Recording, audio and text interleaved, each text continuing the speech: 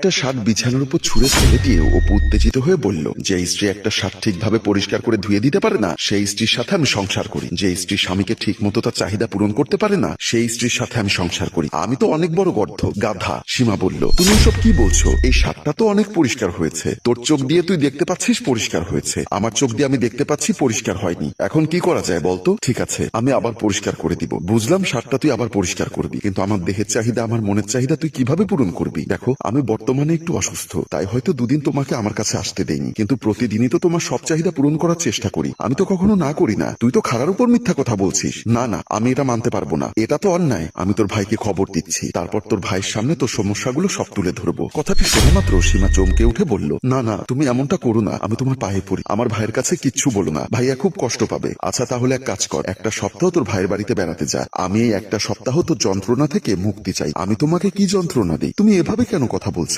আমি তোকে যেতে বলেছি, তোকে উল্টো প্রশ্ন করতে বলিনি। তুই চুপচাপ একটু পরই তোর ভাইয়ের বাড়িতে চলে যাবি, আমি যেন বাসায় এসে তোকে না দেখি। বলেই অপু রুম থেকে বের হয়ে গেল। প্রবাস থেকে এবার আসার পর অপুর এমন ব্যবহার সীমার নিত্যদিন সহ্য করতে হয়, তাই অবাক হওয়া ছাড়া আর কিছুই করার ছিল না। প্রিয়া দরজা খুলতেই বাসার ভেতরে প্রবেশ করলো সীমা। সীমাকে দেখে প্রিয়া খুশি মনে বলল, কি ব্যাপার, হঠাৎ কিছু না বলে তুমি চলে আসলে? তা তোমার জামাই কই? সীমা শত কষ্ট বুকে জমা রেখে হাসি মুখে বলল, ভাবি, ও জরুরি একটা কাজে ব্যস্ত হয়ে পড়েছে, তাই আমি একাই এসেছি। কি এমন জরুরি কাজ? বিদেশ থেকে এতদিন পর এসেও শ্বশুর বাড়িতে একবার বেড়াতে আসতে পারলো না? আসবে আসবে বলেছে, 2-1 দিনের মধ্যেই চলে আসবে। ভাইয়া কোথায়? তোমার ভাইয়া তো একটু বাজারে গেছে, একটু পরেই চলে আসবে। চলো তুমি বাসার ভেতরে চলো। ননদ ভাবি দুজন হাসি মনে বাসার ভেতরে প্রবেশ করলো। অপু ও বোরখা পরা একটা মেয়ে একটা হোটেল কক্ষের ভেতর প্রবেশ করলো। অপু তো সেই লেভেলের খুশি। বিছানার কাছে এসে অপু বলল, নীলু বিছানার উপর বসো। নীলু বিছানার উপর বসলো। অপু পাশে বসে কামনার চোখে নীলুর দিকে তাকিয়ে বলল, এবার তুমি বোরখাটা খোলো, আমি তোমার চাঁদ বদন মুখটা একটু দেখি। আমার কেন জানি লজ্জা করছে, আজ আমি বোরখা খুলবো না। অপু অবাক হয়ে বলল, তোমার লজ্জা লাগবে কেন? আমি তো তোমার ভালোবাসার মানুষ, জানি না কেন লজ্জা লাগছে। খোলো না, এমন করো না। রাতের পর রাত, দিনের পর দিন বিদেশ থেকে তোমার সাথে আমি কথা বলেছি, আমার এই মনটা তোমাকে দিয়েছি। একদম মিথ্যা কথা। যদি মনটা দিতে তাহলে আমাকে এতদিনে বিয়ে করতে।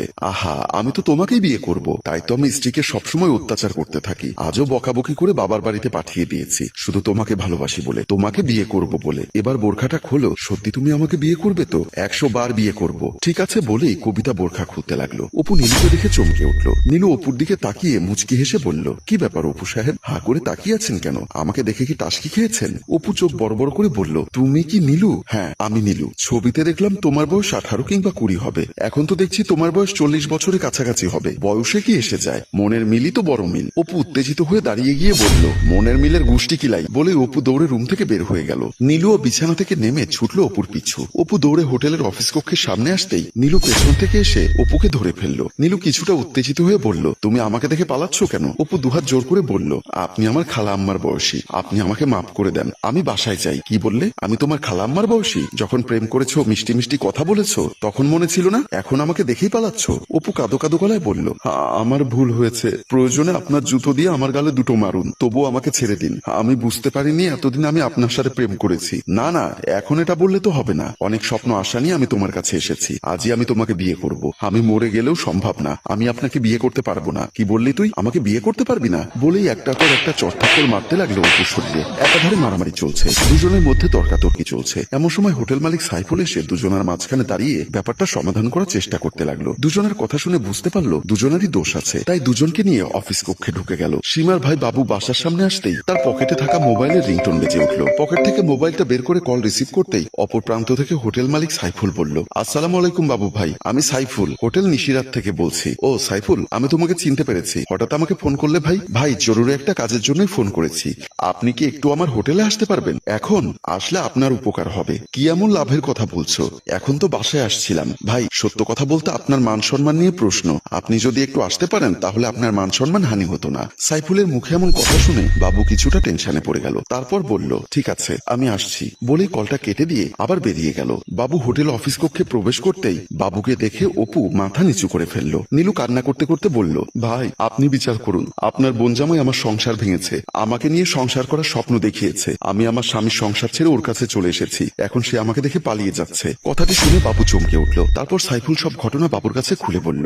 বাবু বলল, সাইফুল কাজী ডাকো, এখানে ওদের বিয়ে পড়িয়ে দিব। অপু কান্না করতে করতে বাবুর কাছে দুহাত জোর করে অনুরোধ করে বলল, ভাইয়া আমি অনেক বড় ভুল করেছি, আপনি আমাকে এই ভুলের শাস্তি দিন, কিন্তু এই মহিলাকে বিয়ে করতে বলবেন না। তুমি আমার বোনকে যে নির্যাতন করো আমার বোনের মুখ দেখে তা আমি বুঝতে পারি। আমি খোঁজ নিয়ে জেনেছি তুমি প্রচুর পরকীয়া প্রেমে আসক্ত, তাই তোমাকে ক্ষমা করা অসম্ভব। ভাইয়া, আমি ভুল করেছি। আমি বিদেশে থাকতে বুঝতে পারিনি মহিলা এত বয়স্ক।